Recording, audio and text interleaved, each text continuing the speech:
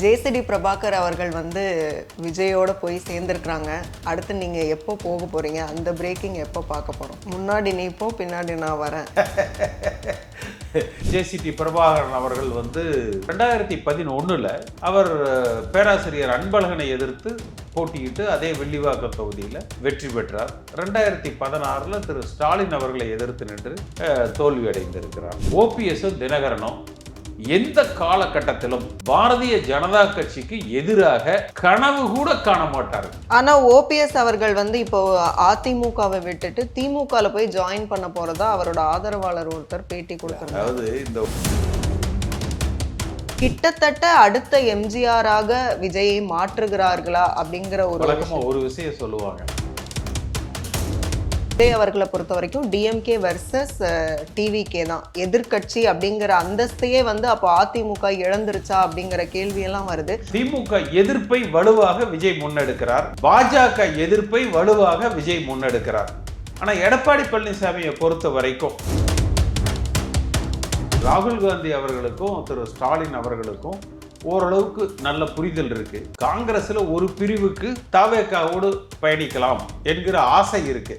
அவர்கள்லாம் யாருன்னு பார்த்தீங்கன்னா திமுகவோட அந்த லோக்கல் பாலிட்டிக்ஸ் ஜோதிமணிக்கு செந்தில் பாலாஜிக்கு ஆகாது. அந்தந்த மாவட்ட அரசியல்ல ஒரு திமுக கூட ஒரு நல் உறவு இல்லாதவர்கள் அப்படி நினைக்கலாம். பொதுவாகவே வந்து என்னன்னா இப்ப அண்ணாமலை அவர்கள் சொன்னது போல இப்படி டிஸ்பியூட் இருந்துச்சுன்னா காங்கிரஸ் வந்து இந்த எலெக்ஷன்ல நடுத்தருவுல தான் நிற்கும் அப்படின்னு சொல்றாரு.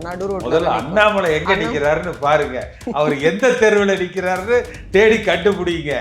அப்புறம் காங்கிரஸ் நடுத்தருவில் நிக்கிறது பத்தி அப்புறம் பேசலாம். ஜனவரி 5 வந்து மோடி பொங்கல் அப்படின்னு சொல்லிட்டு அமித்ஷா அவர்கள் வருகை இருக்கு, மோடி பொங்கல் செலிப்ரேஷன் இருக்குன்னு சொல்றாங்க. பொங்கல்ங்கிறது தை மாசம் வர்றதுக்கு பேரு தான் பொங்கல். இந்த கூட்டணிக்கு ஒரு பொங்கல் வைக்க போறாங்க, கூட்டணி சார்பா. அது கூட்டணி சார்பா பொங்கலா இல்ல கூட்டணிக்கு பொங்கலா அப்படிங்கிறது அன்னைக்கு தான் தெரியும். இன்க்ளூசிவ் நியூஸ் தமிழ் நேயர்களுக்கு வணக்கம். இன்றைக்கு நேர்காணலில் நம்ம கூட இணைஞ்சிருக்காங்க அதிமுக முன்னாள் எம்பி திரு கேசி பழனிசாமி அவர்கள். நிறைய கேள்விகள் கேட்க போகிறோம், வாங்க பேசலாம். வணக்கம். ஜேசிடி பிரபாகர் அவர்கள் வந்து விஜயோட போய் சேர்ந்துருக்குறாங்க. அடுத்து நீங்கள் எப்போ போக போகிறீங்க, அந்த பிரேக்கிங் எப்போ பார்க்க போகிறோம்? ஜேசிடி பிரபாகரன் அவரது மகன் விக்கிரவாண்டி கூட்டம், விஜய் அவர்களது முதல் கூட்டம் நடக்கிற பொழுது தாவேகாவில் தன்னை இணைத்து கொண்டார். சமீபத்தில் அவருக்கு வந்து விஜய் அந்த செய்தி தொடர்பாளர் பதவி கூட கொடுத்திருப்பார். அவர் ஜேசிடி பிரபாகரோட மகன் விஜயை சமீபத்தில் சந்தித்த புகைப்படங்கள் கூட வெளிவந்தது. அதனால இப்போ மகனை வளர்த்தெடுக்க அப்பாவோ அதில் தன்னை இணைத்து கொண்டிருக்கிறார். முன்னாடி நீ போ, பின்னாடி நான் வரேன் அப்படின்ற மாதிரி. அப்படி இல்லை, எல்லோருமா சேர்ந்து ஒருங்கிணைப்பு குழு மூலமாக நான், ஜேசிடி பிரபாகரன், திரு புகழேந்தி எல்லோரும் சேர்ந்து அதிமுக என்கிற இயக்கம் ஒருங்கிணைக்கப்பட வேண்டும், வலிமைப்படுத்தப்பட வேண்டும், தேர்தலில் வெற்றி பெற்று ஆட்சி அமைக்க வேண்டும். திரு எடப்பாடி பழனிசாமி முதலமைச்சராக இருந்தாலும் அதிமுக ஆளுங்கட்சியாக வர வேண்டும், அவர் முதலமைச்சர் ஆக வேண்டும் என்று விருப்பப்பட்டோம். அதை நோக்கி பயணித்தோம், அதற்காக குரல் கொடுத்தோம், தொண்டர்களை ஒருங்கிணைத்தோம். அதற்கு எடப்பாடி பழனிசாமி எங்களுக்கு நல்ல ஒரு அவார்டு கொடுத்தார், தெருவில் போகிறவங்க என்று ஒரு பட்டம் கொடுத்தார். அதிமுக கட்சியை தெருவில் விட்டுட்டார் இன்னைக்கு. அதை அவர் வந்து மிக விரைவில் புரிந்து கொண்டால் அவருக்கு நல்லது. கிட்டத்தட்ட ஜேசிடி பிரபாகர் அவர்களுடைய அந்த பயணம் அப்படின்னு பார்த்தா அவரோட ஹிஸ்டரி எடுத்து பார்க்கும்போது இதுக்கு முன்னாடி அவர் வந்து தமிழ் மாநில காங்கிரஸ்ல இருந்திருக்காரு, சமாஜ்வாடி பார்ட்டில இருந்திருக்காரு. ஆக்சுவலி 1988 ஒரு டிஸ்பியூட் வந்திருக்கு. ஸோ அதுல கூட ஜானகி அணியில இருந்திருக்கிறாரு இப்படின்னெல்லாம் நம்ம படிக்கிறோம். ஸோ இவருடைய இந்த ஜேசிடி பிரபாகரன் வந்து 80 to 84 வெள்ளிவாக்கம் தொகுதியினுடைய சட்டமன்ற உறுப்பினர். ஜானகி அம்மா கூட வந்து எல்லோருமே இருந்தார்கள். அதாவது புரட்சி தலைவர் எம்ஜிஆர் மீது விசுவாசம் கொண்டவர்கள், அரசியல் எதிர்காலத்தை பற்றி கவலைப்படாமல் எம்ஜிஆர் விசுவாசம் பெரிது என்று நினைத்த எல்லோருமே, ஓ பன்னீர்செல்வம் உள்பட, பொன்னையன் உள்பட என்று இருக்கிற பலர் அந்த எம்ஜிஆர் மீது இருக்கிற விசுவாசத்தின் காரணமாக ஜானகி அணியில் தான் வந்து இருந்தார். அது தவறல்ல. ஜெயலலிதா அம்மாவும் ஜார்ஜ் அணிகள் எல்லாம் இணைத்ததுக்கு அப்புறம் எல்லோரையும் ஒருங்கிணைத்து பயணித்தார்கள். அந்த நேரத்தில் திரு ஜேசிடி பிரபாகரன் அவர்கள் வந்து ஒருங்கிணைந்த அன்றைய அதிமுகவில் பெரிய அளவில் பயணிக்கல. ஒருவேளை எனக்கு தெரியல. ஆனால் நீங்கள் அந்த சில பத்திரிகை செய்திகள் இன்னைக்கு ஹிந்துலேயும் ஏதோ அதை போட்டிருந்தாங்கன்னு நினைக்கிறேன். நீங்கள் சொல்கிற செய்திகளை இருந்திருக்கலாம். சில காலம் அவர் அதிமுகவில் இல்லை.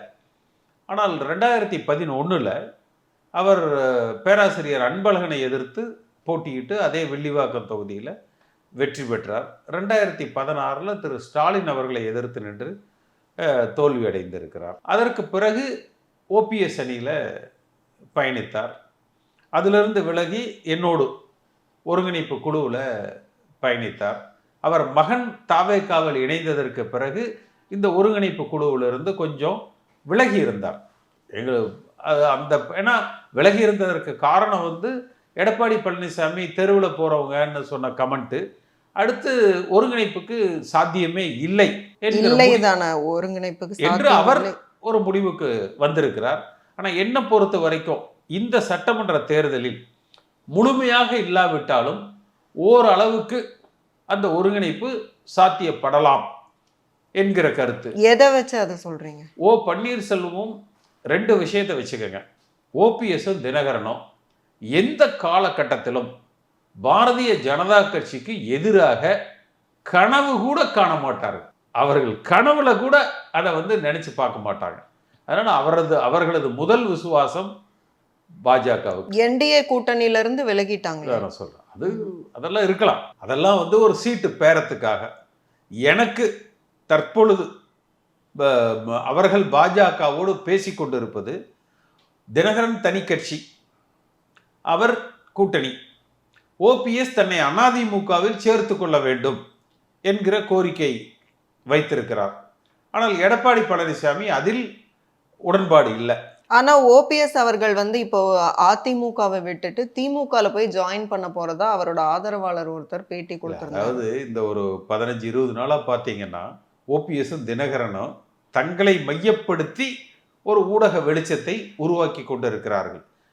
இப்போ இறுதியாக முடிவுகளை திரு அமித்ஷா அவர்களே எடுக்கட்டும். எடப்பாடி பழனிசாமி 6+3 9 சீட்டு கொடுக்குறேன்னு சொல்லிட்டாரு. அவர்களது கோரிக்கை 15 சீட்டாக இருக்கலாம், 10+5 15 இருக்கலாம். எடப்பாடி பழனிசாமி 6+3 என்று சொல்லியிருக்கிறார். இடையில வந்து 9க்கும் 15க்கு இடையில ஒரு 12 சீட் என்று கூட வந்து முடியலாம். 8-4 9-4 10-4 என்று கூட வந்து முடியலாம். பட் முக்கியமா எங்க வரும்னா, ஒருவேளை மீண்டும் அதிமுக, அதாவது திமுகவுக்கும் அதிமுகவுக்கும் சொற்ப வித்தியாசத்தில் சட்டமன்ற உறுப்பினர்களாக இருந்தால், வித்தியாசம் இருந்தால், வெற்றி பெற்றதற்கு பிறகு இவர்கள் திமுக பக்கம் சென்று விடக்கூடாது என்பது பாஜகவினுடைய சிந்தனையாக இருக்கு.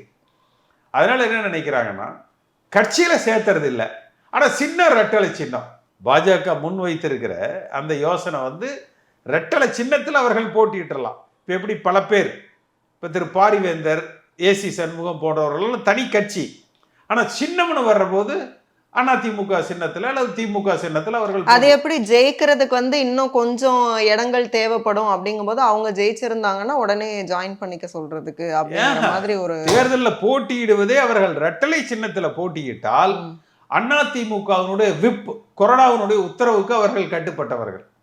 அந்த கொறடா உத்தரவை அவர்கள் ஏற்று நடக்காவிட்டால் டிஸ்குவாலிஃபை ஆயிடும், கட்சிக்கு எதிராக போக முடியாது. ஆனா அவர்களை உறுப்பினராக சேர்த்துறது இல்லை. கட்சிக்குள் அதிமுக கட்சின்னு வர்ற போது அவர்கள் உறுப்பினர்களாக இல்லை.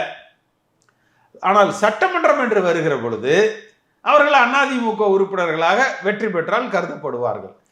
இது வந்து ஒரு வயா மீடியா வைக்கப்பட்டிருக்குது. அதனால என்னுடைய பார்வையில அந்த ஒன்றுபட்ட அதிமுக என்பது ஓரளவுக்கு சாத்தியப்படலாம் இவங்களை பொறுத்த வரைக்கும்.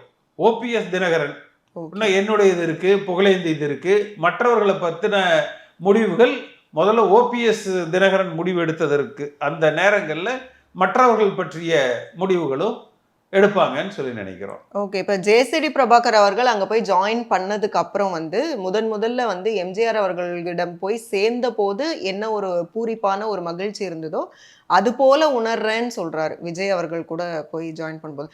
கிட்டத்தட்ட அடுத்த எம்ஜிஆராக விஜயை மாற்றுகிறார்களா? அப்படிங்கிற ஒரு வழக்கமா விஷயம். ஒரு விஷயம் சொல்லுவாங்க. ம். ஒருவர் எதிரியாகிற பொழுது இன்னொருவர் நண்பராகி விடுகிறார். ஓகே. எடப்பாடி பழனிசாமி உதாசீனப்படுத்துகிறார் என்கிற பொழுது இன்னொருவர்கிட்ட போகிற பொழுது அவர் பாசமிக்கவராக பார்க்கப்படுவார். இது இயற்கையினுடைய நீதி தானே. இது வந்து எந்த புள்ளியில நான் கேட்கறேன்னா, இப்ப வந்து விஜய் அவர்களை பொறுத்த வரைக்கும் டிஎம்கே வெர்சஸ் டிவிகே தான். எதிர்க்கட்சி அப்படிங்கிற அந்தஸ்தையே வந்து அப்போ அதிமுக இழந்துருச்சா அப்படிங்கிற கேள்வி எல்லாம் வருது. இல்ல, அப்ப அந்த ஜேசிடி எதிர்க்கட்சி பிரபாகர் அரசியலை அங்க போய் சொல்லும் போது அப்ப அது அதாவது உறுதியாயிருச்சா? திமுக எதிர்ப்பை வலுவாக விஜய் முன்னெடுக்கிறார். பாஜக எதிர்ப்பை வலுவாக விஜய் முன்னெடுக்கிறார்.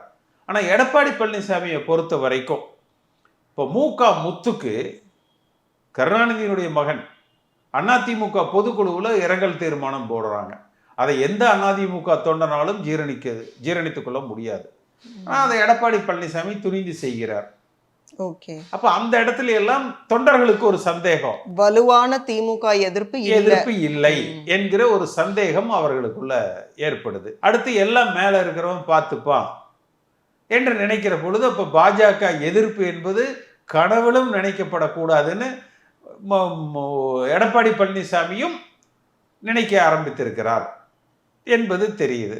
அப்ப இந்த இடத்துல விஜய் திமுக எதிர்ப்பு அண்ட் பாஜக எதிர்ப்புல முனைப்பு காட்டுகிறார். காங்கிரஸை பொறுத்த வரைக்கும் ஜோதிமணி அவர்களோட ட்வீட் தான் இன்னைக்கு வந்து பேசுபொருளாக இருக்கு. அவங்க வந்து காங்கிரஸை பற்றி அவர்கள் முன்வைத்த கருத்து அப்படிங்கிறது இன்னைக்கு, அதை தொடர்ந்து கிரிஷ் சோடங்கர் அவங்க வந்து பேட்டி கொடுத்துருக்குறாங்க. அதாவது இது குறித்து நாங்கள் விசாரிக்கிறோம் அப்படின்னு எல்லாம். ஸோ அதாவது ஜோதிமணி அவர்களை பொறுத்த வரைக்கும் டெல்லிக்கு ரொம்ப நெருக்கமானவங்களா அறிமுகமானவங்க.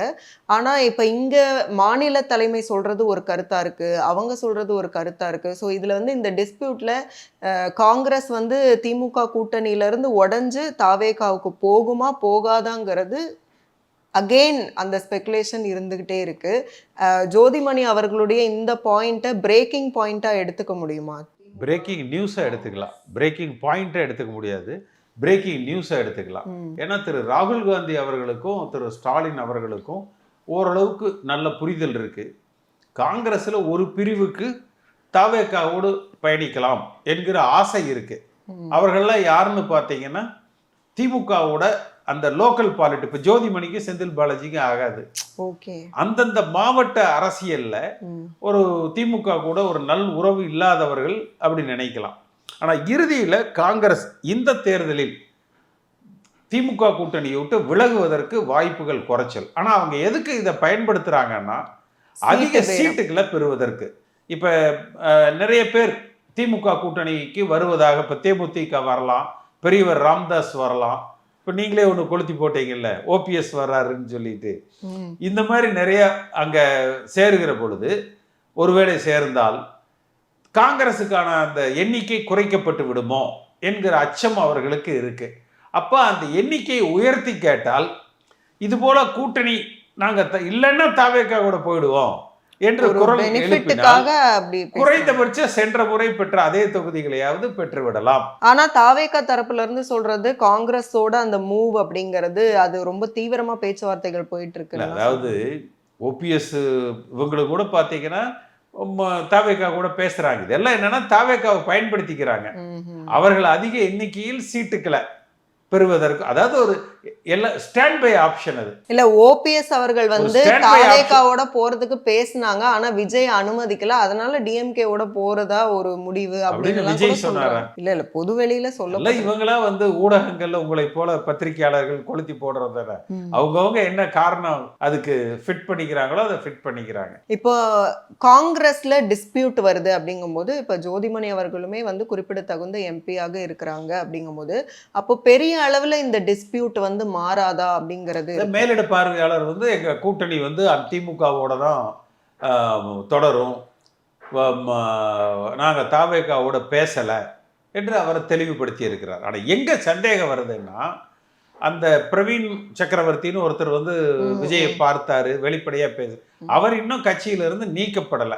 ஒருவேளை அவர் கட்சியில இருந்து அவர் மீது காங்கிரஸ்ல இருந்து நடவடிக்கை எடுக்கப்பட்டால், அப்போ மாநில தலைமை ஒரு இந்த மாதிரி ஒரு விளக்கம் வந்து கொடுக்கிற அளவுக்கு அகில இந்திய தலைமை வந்து இந்த விஷயத்தை பத்தி இதெல்லாம் பேசல. காங்கிரஸ் கட்சியினுடைய பிரச்சனைமா? இதெல்லாம் அவங்க பார்த்துட்டு போறாங்க, நம்ம ஏன் அதை பத்தி கவலைப்பட்டுக்கணும்? பொதுவாவே வந்து என்னன்னா, இப்ப அண்ணாமலை அவர்கள் சொன்னது போல இப்படி டிஸ்பியூட் இருந்துச்சுன்னா காங்கிரஸ் வந்து இந்த எலெக்ஷன்ல நடுத்தருவுல தான் நிக்கும் அப்படின்னு சொல்றாரு. நடு ரோட்ல முதல்ல தான் நிக்கும். அண்ணாமலை எங்க நிக்கிறாருன்னு பாருங்க, அவர் எந்த தெருவுல நிக்கிறாருன்னு தேடி கண்டுபிடிங்க. அப்புறம் காங்கிரஸ் நடுத்தருவுல நிக்கிறத பத்தி அப்புறம் பேசலாம். அதாவது சமீபத்துல நயினார் நாகேந்திரனோட டான்ஸ் ஆடிட்டு இருந்தாரு, 2 பேரும் இணைந்து ஆடுவோம்னு சொல்லி சொன்னாங்க. இந்த முறை அண்ணாமலைக்கு சீட்டு கொடுக்குறாரா எடப்பாடி? எந்த தொகுதியில நிக்கிறாரு? அரவக்குறிச்சியில வச்சு அவரை அடிச்சு காலி பண்ணிட போறாங்க.